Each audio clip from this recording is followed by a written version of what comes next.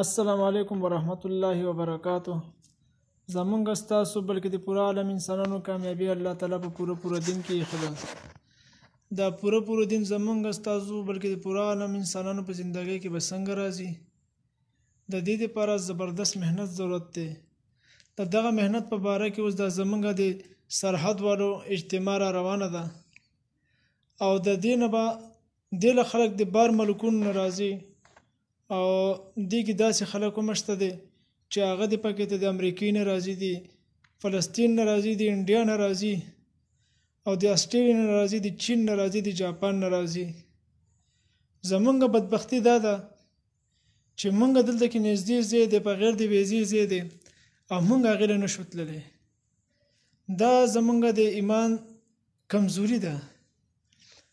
ګورې چې صحابه به څومره غټې قربانیانې کولې، څومره غټې قربانیانې به ورکولې، خپل بچي به یتیمانان کولو او خپل مالونه چې دي هغه به قربانولو او دغه د غټ مهنتونه به کول.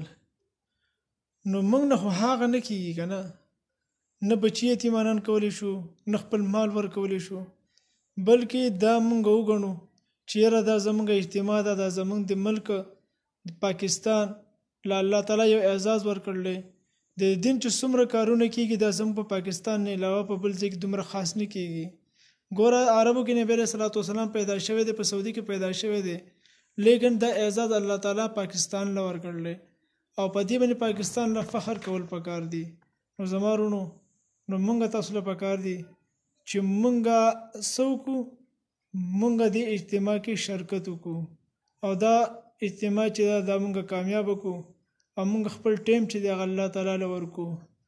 نو الله تعالی به د قیامت پر ورځ به موږ نه تپوس کوي که نه چې تاسو له ما مال راکړه، تاسو څه وکړل، اولاد راکړی او څه دې وکړل او تعالی ما زندګي راکړ و تعالی ما ژوند راکړ او تعالی ما صحت راکړ. نو عن ماله چې تعالی ما مال راکړ دی په مال مبارک به تانه تپوس کیږي. نو د دې لپاره تاسو ټول ته درخواست دی چې دې اجتماع کې تاسو ضرور شرکت وکړئ. وما علينا إلا البلاغ.